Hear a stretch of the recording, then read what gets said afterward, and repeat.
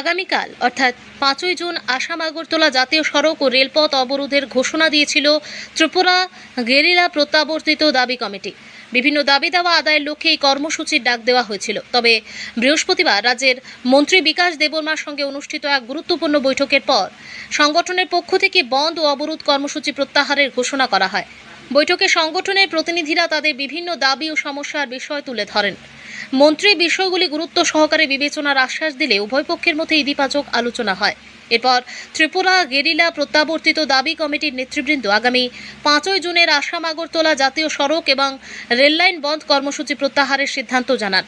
সংগঠনের পক্ষ থেকে আশা প্রকাশ করা হয় যে সরকারের সঙ্গে আলোচনার মাধ্যমে তাদের দীর্ঘদিনের সমস্যাগুলোর দ্রুত সমাধান হবে। ফলে ঘোষিত বন্ধ প্রত্যাহার হওয়ায় সাধারণ মানুষের মধ্যে স্বস্তি ফিরে এসেছে এবং স্বাভাবিক যান ও রেল চলাচল অব্যাহত থাকবে।